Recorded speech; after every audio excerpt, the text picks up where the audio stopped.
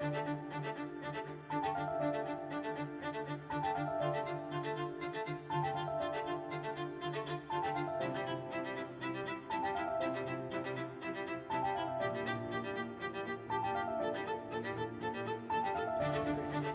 on, Amy.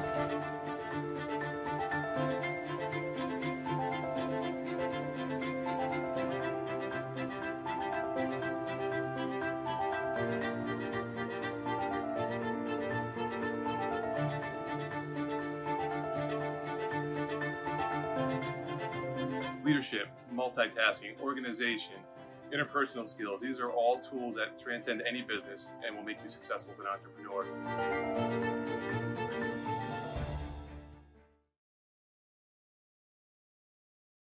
Hello, welcome to Washington Post Live. I'm Libby Casey, senior news anchor here at the Post. And my first guest today is Tom McMahon, military veteran and the owner of Urban Dwell, a boutique store right here in Washington. Tom, it is great to see you. Thanks for joining us. Glad to be here. Thanks for inviting me. Okay, let's start at the very beginning of your journey as an entrepreneur. The year is 2015. You are just retired from the military with the rank of lieutenant colonel. 22 years in, you worked in intelligence. What would have been a typical path after that? Yeah, I had a top secret clearance and government contracting or any kind of government job would have been the natural path. There are tons of, especially in the DC area, there are tons of people out there looking to hire guys like me. I mean, really, you really are someone with a career in high demand. So what makes you say, instead, I want to open my own business? The bug started somewhere in my career. The Small Business Association, the SBA, offers classes, and there was a 2-day class on entrepreneurship that they offered, and I was able to go to it. And it was just about starting your own business, and it really opened my eyes up and kind of got the bug started. Okay, I can start my own business someday. So it was in the back of my head way back when, and I wasn't scared to do something different. Actually, I was an intelligence officer when I retired. I started off as a physical therapist, so I had a medical officer degree, and medical officer career to start off 10 years. I got burnt out on patient care and then convinced the Air Force to retrain me into intelligence. And then when I retired, uh, I got married late. I had young kids, and I was like, I don't want to be busy working an 8 to 5, 9 to 5 job every day. I wanted to do something that eventually I could step away and spend more time with the kids. How hard is the transition for Lieutenant Colonel McMahon to become Tom, business owner in DC? It was easier than I thought. It was scary at first, and then once you get your feet into it, it wasn't so bad.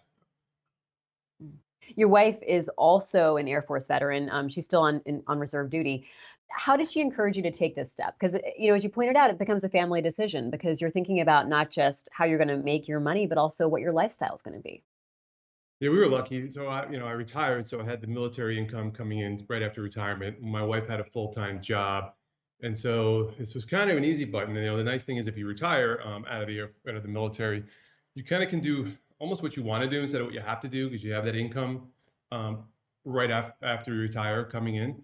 And so we talked about it, and then the other stimulus was my wife has 2 sisters that have stores like mine in Philadelphia and New York, and they were influential at doing it. We wouldn't really know what we wanted to do, and we had toyed about different ideas. And then they said, "Well, we've been doing this for 20 years. We can show you how this works." And so that was kind of got the bug started. My wife actually is the one that wanted to do this, but she's a little younger and she had her career, and she said, "You know what? It's your turn. You retired. Go for it."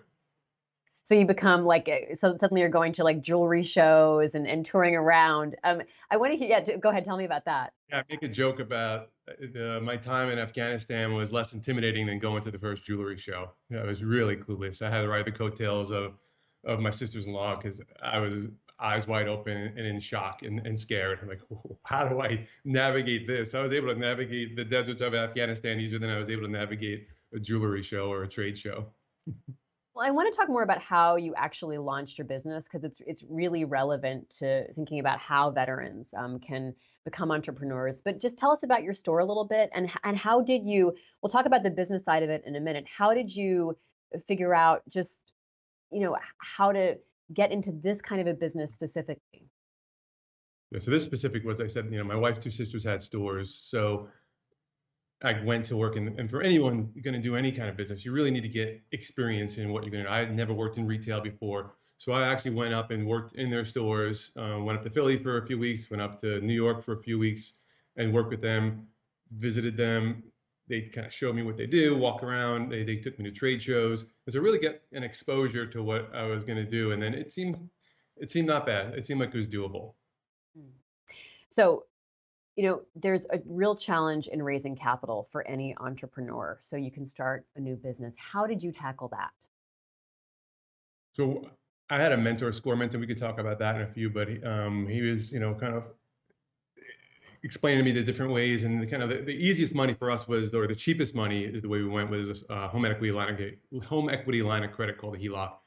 Um, there are small business loans out there. The rates aren't as good as a HELOC, so we went with the cheapest money, and that was it. But there's a class. So when I retired, there's a class called Boots to Business run by the Small Business Association, and I recommend any veteran getting out of the Air Force or getting out of the military to go to this. It was really an A to Z, how to start a business, and it covers everything from that kind of question of how to raise money, how to raise capital. There are a lot of resources out there, grants, loans for folks, and the Boost to Business class has a good section on that, on how to raise capital. Mm. You dropped a word in there that people might not have caught, the SCORE program, and how you had a mentor through SCORE. So tell us what SCORE is, first of all, and then who is your mentor? SCORE is a government-funded group of men and women who have succeeded in business and have become mentors for aspiring entrepreneurs. The biggest piece of advice I could give anyone is get a SCORE mentor immediately. If you have an idea floating out there, even if it's way far off in the distance, you can go to SCORE, SCORE.org, and tell them what you're thinking of, and they'll hook you up with a mentor that has done something similar to yours. And my mentor, Richard Rose, I met him about a year before we started the business, and I actually have a meeting with him tomorrow about some advice that I needed. It became a long friendship. I've since called him my guardian angel. They handhold you through the entire process from the business startup. He went light shopping for me for track lighting. They look for spaces. They give advice on the lease negotiation. And whatever business you're thinking of, whether it's government contracting or opening a waffle shop, they'll have someone out there to help. I was reading a profile of you back in 2015 in the Washington Post, and it's so exciting to see where you've come from that moment, because your business was new at that point. And one of the things that you talked to our reporter about was that even figuring out a lease, like you said, getting property can be so challenging, and there could be so many pitfalls. Can you give us an example of how your mentor was able to help guide you through that specific process of just getting the brick and mortar part of your business? Yeah, there's something called a leasing agent, which unbeknownst to me was free to the person looking for a space. And so that was a good example of there are things I didn't even know I needed to know in the startup process. And so the lease negotiation, the finding the space, getting a leasing agent, and while you're getting the space, doing a letter of intent, which is kind of a handshake agreement with your landlord, which is very important because you usually don't back out of it. It's not a contract yet, but it is the kind of foundation for the contract. All this stuff, completely clueless.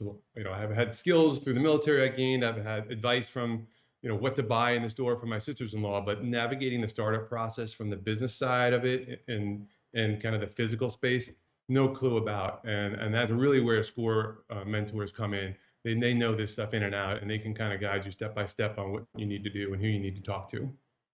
How much money do you feel like that saved you, just in terms of the upfront costs that you were able to head off because you had insights into ways the process worked? Yeah, I mean, tons of money saved just from not having to pay for someone to kind of guide you along, but also security. There's something called a guarantee with your lease, and a landlord will try to get you to say, if I sign a 10-year lease, they'll try to get you to sign a lease that says, okay, if you fail in year one, you still owe us 10 years of rent. Well, if I didn't have a SCORE mentor, I would have signed and be like, okay, sure, I'll sign that. I don't know any better. But there's something called a limited guarantee, which the SCORE mentor guided me on to say, you only are owe a year or less if you fail, and most landlords will agree to that, but they'll try to take advantage of folks if you don't know. Hmm. You shared with us a couple of programs that assisted you in getting your business started, but what else should a veteran know if they're curious about starting a business or want to find out if it's something that's a good fit for them? I guess the biggest thing is to know if you got a kind of an itch to do it, that you already have the skills to do it. Like I jotted down a few things I was thinking because when I started the business, I didn't know that I possessed all these skills. It was so much easier than I thought it was going to be. And I look back and I'm like, it's because of the military and then the skills I gained there, like leadership, project management, multitasking, organizational skills, problem solving, ability to face challenges, interpersonal skills, time management, independence. These are all skills that kind of build in little by little, and you don't even realize it's happening. And in a normal job, you say you go to high school and you sit at a desk somewhere, you don't gain these skills. And the challenges that you're faced with and the PC, the moving that you have to do, all this stuff helps you grow and become independent and become a bigger person than you think you are. So you can do it. It's much easier than you think. And you need to learn the whatever business you're going to be in. If you don't know much of it, go work in that area. But you already have the skills to do it. Tom, how do you get veterans to recognize that and know that? I mean, you just rattled off an extensive set of skills that come from either 22 years of experience or, frankly, even just a couple of years in the military. You're gaining some of that self sufficiency, that just kind of following directions, both ends of the spectrum. How do you get that translated to the veteran community so they know that they have what it takes? There's resources out there. I think the Boots business is good because they'll highlight that stuff.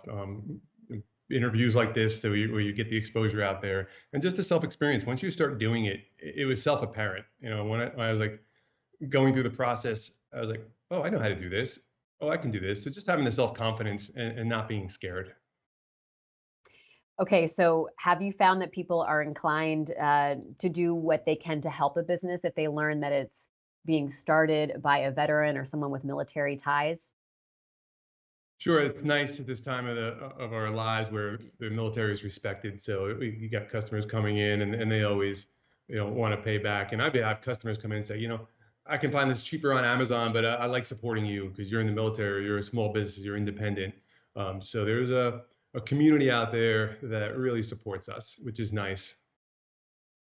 Um, what is the best thing about your job now when you think about what you set out to do and the goals that you had as a family? Has it translated into what you hoped it would be in terms of having some of that freedom and having some of that self sufficiency?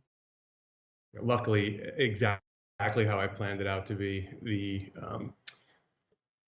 I haven't managed. So the most important thing you can do besides getting a score mentor is finding good people. And I was lucky in the beginning to find a manager who's been with me since the beginning. And I have since delegated more and more responsibility to her. So I am really going into the shop once or twice a week to check on things. I kind of dumped everything I can on her, and I don't waste any time showing her how much I appreciate her. Her name is Amanda, and she allows me the opportunity to spend all the time I can with my kids. My wife has a crazy job, and I've taken over all the home duties, and I get the kids ready for school, and I go to field trips, and I cook and clean, and I love it. That's kind of what I wanted to do. So in terms of the dream, I'm really living it, where I've got this business which kind of on autopilot. I get engaged in the back side of things and buying and selling and all that. But the day-to-day operations, I've delegated down to a manager, and I can, spend the time with the kids who are only 7 and 9 years old right now, and I'm able to spend a lot of time with them, which is priceless. Tom, how did you adjust and how did your team adjust during the height of the COVID pandemic? This was so tough on small businesses in particular, especially brick and mortar based stores. What actions did you take? How did you deal with it? Yeah, there were some challenges there. It was tough. We couldn't keep everyone on. The SBA had the PPP program, the payroll protection program. So um, capitalizing on those things really helped. Washington D.C.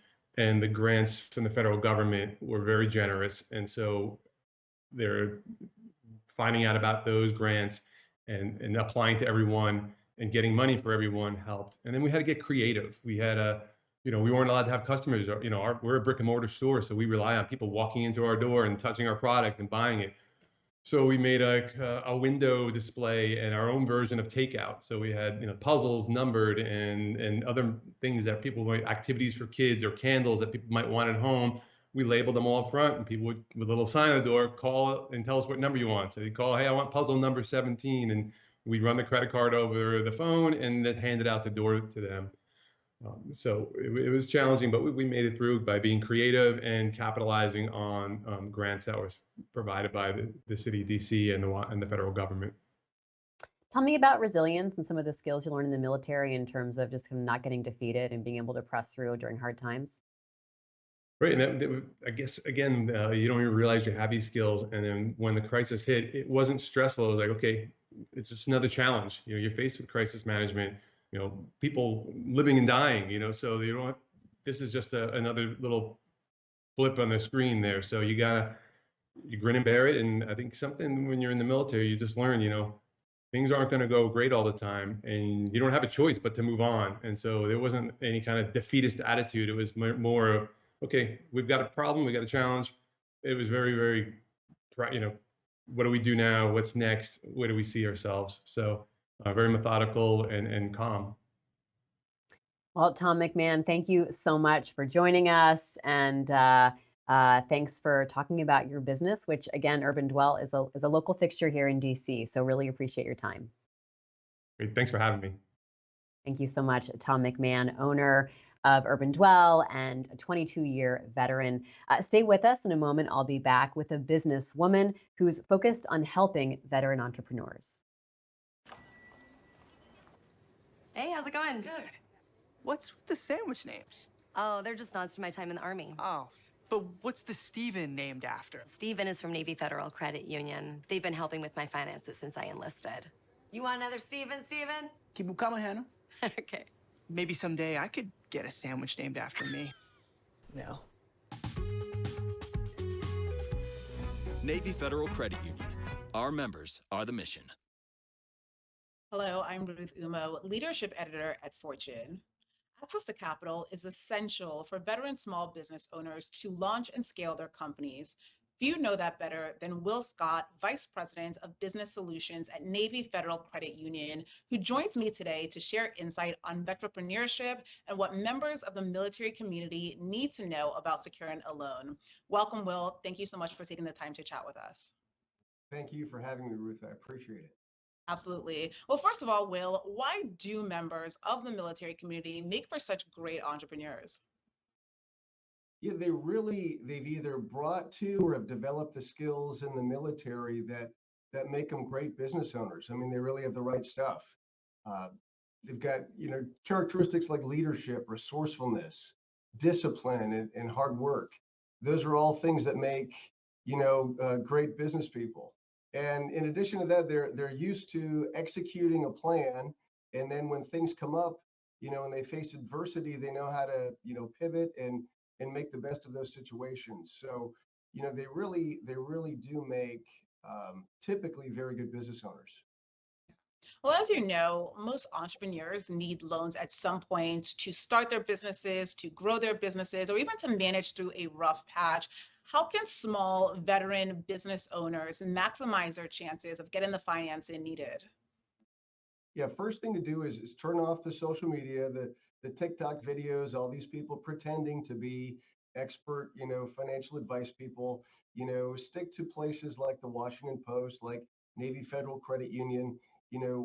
We actually, work with business owners every day. And so, one of the surprising things I think for many business owners or new business owners is that they learn that their personal credit score is so important. I mean, that's really one of those business assets that you don't think about having. But if you really optimize that personal credit score, that's going to help you out tremendously with your loan application. Have a business model that works. And that's simply, just understand how your business creates profit. And then when you are going to borrow money, make sure that you're borrowing money to actually help create more profit and not just to cover expenses or, personal expenses. Those are not good things to have a business loan for. And then number three, know exactly what you're going to spend the money on. And before you fill out that application, I mean, really have it down to the penny. This is what I'm going to use, this loan for. And many small business owners, they think, well, I'm just going to ask for a $50,000 line of credit or a $100,000 term loan, and that's going to cover everything. The lender really wants to see that you've taken your time and you understand exactly what you're going to be spending the money on, and you know how exactly you're going to repay that loan or line of credit, and that's going to really help you get to a yes on your business loan application. Yeah. Well, it seems to me as though social media influencers do not make for solid financial advisors. But I am curious, what other tips should entrepreneurs keep in mind to manage their finances while building and growing their businesses? Great question. I'm going to paraphrase the legendary businessman Snoop Dogg. Keep your mind on your money and your money on your mind. And that really is great advice, because cash is king. Cash is what is used to, repay loans back. And understanding your cash flow, your cash cycle, and how to maximize your accounts receivable and payables is really super important to get good at when you're in business. Whenever possible, hold on to your cash and then use that as leverage to borrow money. That way you've got your cash and you've got the cash from your loan, and you'll be able to make more mistakes, kind of learn as you go and have more options. If you use up all of your cash and then you go to your lender and say, hey, I need some money, that doesn't work quite as well, because lenders like to see that you've got some cash or some skin in the game on your own first. And then keep your personal and business expenses and income separately. Other than the tax implications that are there, being in business for yourself, you have to know if you're winning the game, and you don't know if you're actually being profitable. You can't see your revenues and expenses for the business member, for those business expenses as clearly if you've got them intermixed. And so I think those are good, solid piece of advice for new business owners. Yeah. On the flip side, are there any financial missteps that entrepreneurs should avoid to ensure they achieve their business goals? Well, if you fail to plan, you're going to plan to fail. So you don't need to write a book or anything, but have a good 2 to 3 pager to work through your ideas, through your operational plan with. Don't try to do it all by yourself. Get a good business team together, and that's simply have a good CPA or an accountant, a good banker, and then a good attorney. It's like a 3-legged stool that provides ongoing support for your business. And then do consider, if you build it, they may not come. And so you've got to have a great marketing and promotional plan that's properly funded, so that at the end of the day, people can find out about you and your business, and help generate those profits that you're going to want to have. Last piece of advice is be a person who manages by the bottom line of your business. Meaning, at the end of the day, look at the profitability of your business and make business decisions. If you're looking at the revenues, your revenues may be going like this, but actually your profits could be headed the other way. And so all you're doing is, kind of digging yourself a hole. So definitely be a bottom line manager versus a top line manager. Very well said. Well, as we both know, veteran-owned small businesses play a key role in the U.S. economy, and financially supporting them is an investment in job creation and the myriad other benefits that come with a thriving business sector. Thank you, Will, for your time. And now back to the Washington Post.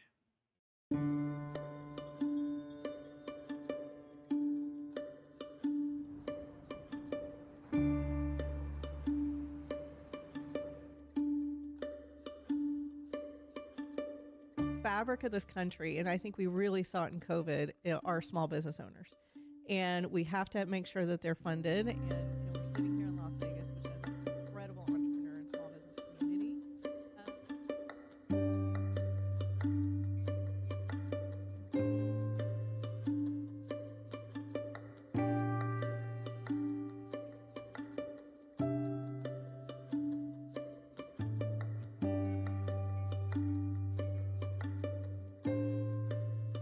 The most important thing is that we need to do a better job in our country helping military-connected individuals, whether they U.S. veterans or military spouses, access capital. They are denied at almost 43% when they apply for loans. The U.S. average is around 32%. So we need to do a better job.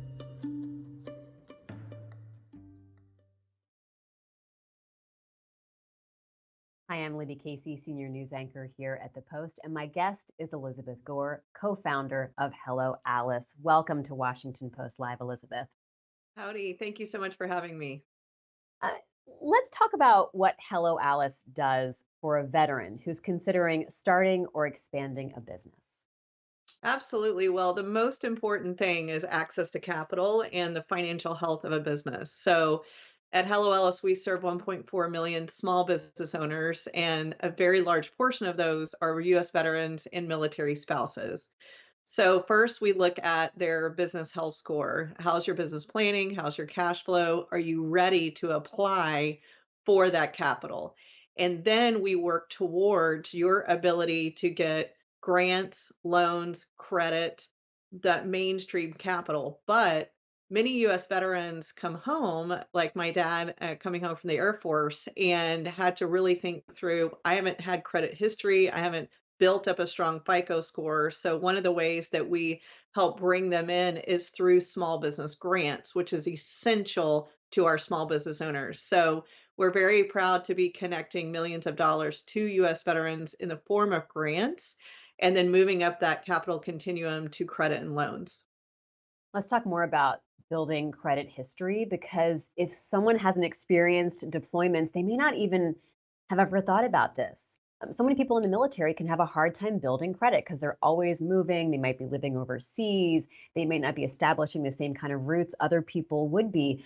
So how do you specifically counteract that? And how can someone go to a loan officer and say, look, I know I don't have this backstory, this credit history, but let me tell you what I can offer you?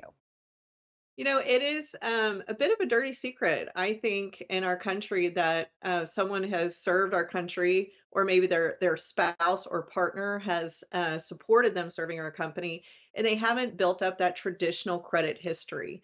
So we need to look at alternative ways to capitalize small business owners, particularly thinking about how do we ensure that they can walk into a traditional financing mechanism and be ready for that. So the tips that we just heard about having your business plan ready, showing what your cash flow is, your customers, and then also what is the growth potential is important. But we as financiers, whether we are banks or CDFIs or credit unions, need to be patient and sit through that process versus just a click of a mouse and a FICO score. It's very, very important. In your experience, what's the most effective way for veterans to access credit? So we really believe in Hello Alice and operational credit. There's also something when you don't have a strong credit history called a secured credit model. And this is where you can put up collateral or other mechanisms to get secured credit. So we offer that at Hello Alice, and then we help you grow into unsecured credit. We also help provide grants to put that collateral up in secured credit with great partners out there like Wells Fargo, like Chase. We work with Bunker Labs for Veterans to help build out your planning. This is really, really important. We have a question that's come in from a viewer, so I want to send this to you, Elizabeth. Great. Natasha Hammond from Maryland is asking, is it possible to build business credit without using personal credit? So this is a really, really important step. I actually advise all small business owners to separate their personal and business credit the day you start, believe it or not. So if you can actually apply for a responsible business credit card, that is a way to start. Now, anyone can get credit, and there is predatory credit out there that I want you to be very cautious of, but there are ways to get secured and unsecured credit for your business. We actually surveyed 30,000 small business owners who are U.S. veterans last week, and we were actually really proud to say that the vast majority of them have separated their personal and business credit. So that is really, really important to do that. And if you have to go the secured route and show what cash or collateral you have on hand, that is even better than leaning on your personal credit. Tell us what else you've learned through the surveying process of talking to military affiliated or veteran small business owners. Sure. So of the 30,000 we surveyed, one, I want to talk about intersectionality. So 60% of the US veterans who responded are African American. And so we need to look at gender, ethnicity within this. 40% were for women. So if you think about the challenges of access to capital for a US veteran, and then you layer on ethnicity or gender, those are really important things for us to talk about. The very first thing that we're challenging to these small business owners that we can't underscore enough is getting declined for credit and loans. So we really need to look at that. We need to dig in. The second is network access to grow their companies. This might seem simple, but if I come home, I've been deployed or I've been on base and I don't have relationships with a banker, I don't have relationships with the chamber in my city, we need to make sure that that networking and connectivity, and we reach out to US veterans where they are and bring them in. On the flip side, there is a sense of optimism. Over 75% of these 30,000 small business owners are optimistic about 2024. I think there's a lot of questions right now about where the economy is going. So if I'm betting on a type of business owner, I'm going to bet on that hard work, optimism, and leadership skills that are there. I found this fascinating, Elizabeth, because as you conduct these surveys, you found that military connected business owners were slightly more optimistic than their non-military counterparts. This is even a year Yeah. ago. What do you attribute that to? I think one word, and it's resilience. One of the reasons when I watched my dad come home from serving around the Vietnam War, that resilience is and resolve is in there. Being a small business owner, no matter who you are, where you're from, is very hard. It's a big roller coaster, but it's your roller coaster. You own the highs, you own the lows. And what I love about US veterans and military spouses is they have been through much more than we could ever imagine, whether they have been serving at home, overseas, in active duty. We have a lot of great small business owners too that maybe are still serving in some way, but also have their small business. So that resiliency is an unbelievable skill set as an entrepreneur because we will all go through things. You look at COVID, you look at 2/3 of our counties going through a natural disaster that impacts business, the tightening of the economy. US veterans go through highs and lows every day of their lives, and that is an amazing skill set in business. Hmm. How important are military spouses or partners when someone's starting a business?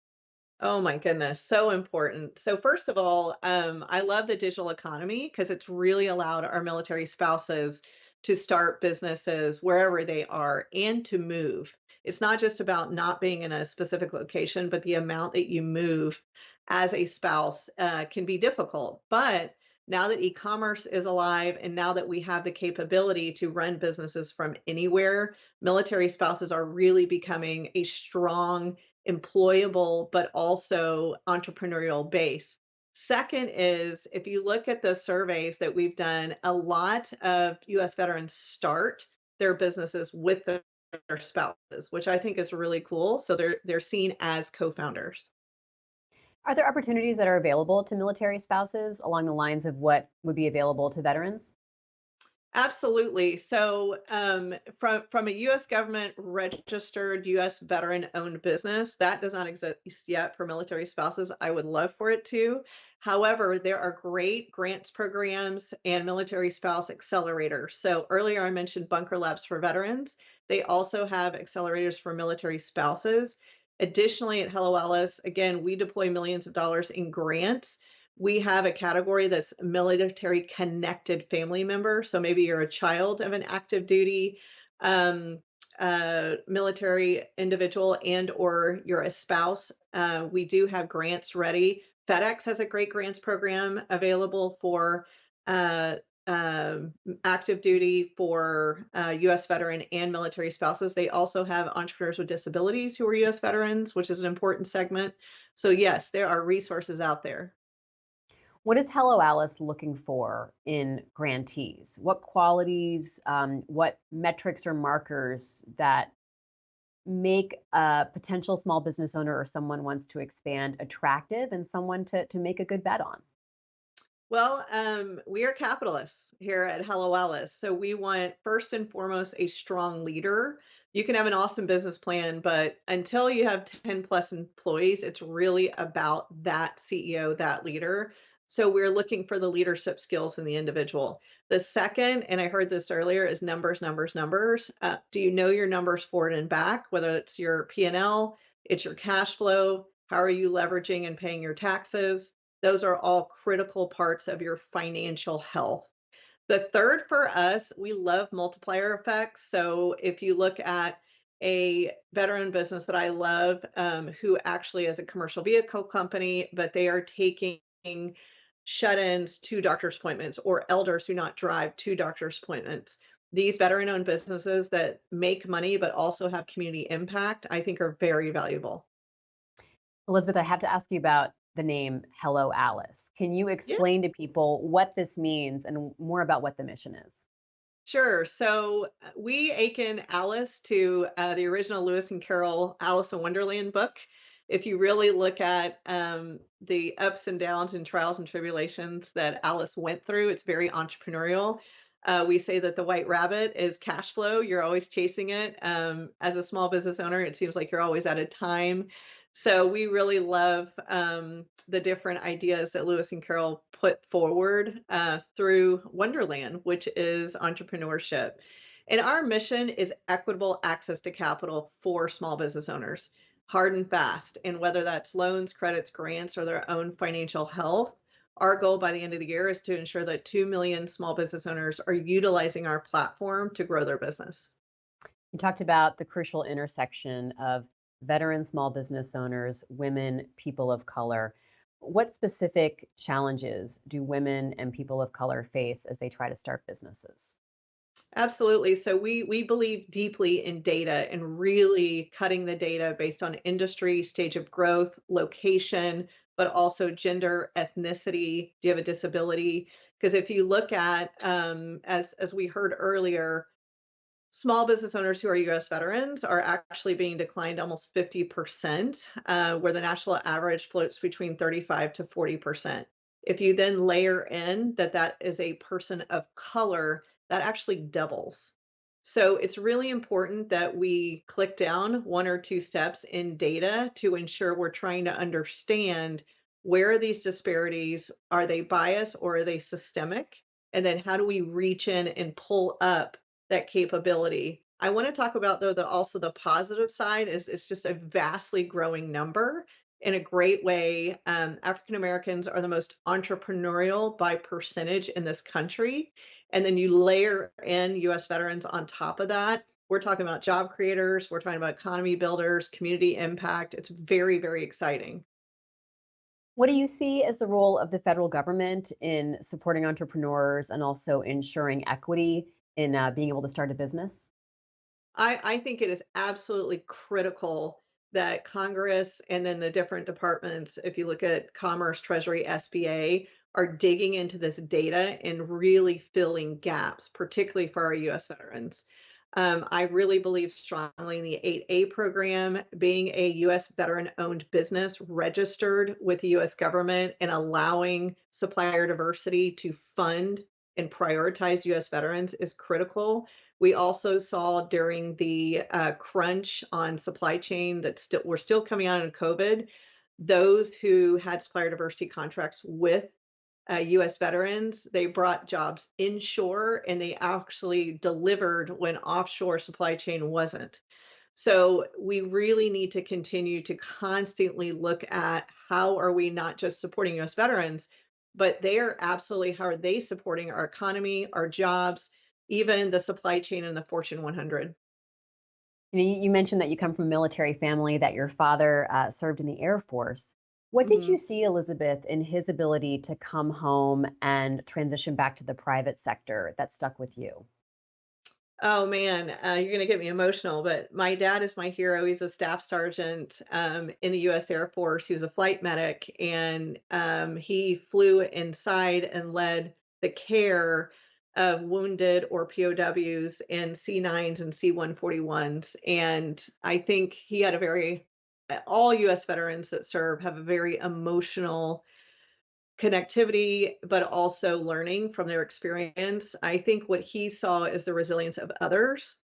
He talks a lot about those who were mortally wounded and just trying to get them home, and the basic values of just wanting to be with their families, wanting to start a company, wanting to hold down a job. And I think those basic values really get you through as a business owner really tough times. If you look at those who made it through COVID, there's a high percentage of US veterans who actually could make it through that really tough time. And I think a big part of that is values, resilience, and commitment um, to what makes you passionate, which is generally probably your community, your family, and the capability to make a living. What's your pep talk for veterans who are wondering if they can be a small business owner? Where should they start, and what do you want them to take away from what Hello Alice does and your belief in veterans? In 2 words, do it. Um, that resiliency and resolve behind you. I'm sorry to say you might have to ask twice as much for capital than those who didn't serve, but I have the confidence, Hello Alice has the confidence that you will then be doubly successful because of that resiliency. And we are here for you. There are organizations here for you. And thank you for your service is the most important thing we should be saying. And then write them a check, for goodness sake. Write them a check, whether you're investing, whether you're a loan officer, whether you're buying a product for the holidays, write these people a check. I guess finally, let's leave on that message. What else would you like people to know who are looking to, to put a stake in a business, who are looking to invest? How do you convince them that veterans are a reliable bet? The data disparities don't match. They're being declined at higher rates, yet when US veterans get equal access to capital, they outperform their non-military counterparts. So be a capitalist. This is a great bet. Invest in these individuals.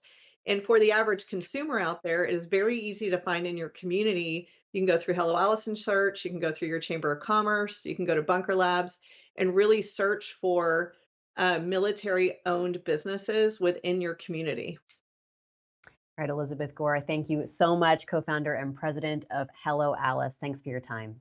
Real pleasure. Thanks for having me, and happy Veterans Day that's coming up to everyone. Well, thanks to all of you for joining us, and happy Veterans Day to you. That's all for Post Live today. Please do check out our interviews and upcoming campaign coverage. Check it all out at WashingtonPostLive.com. I'm Libby Casey. Thanks again.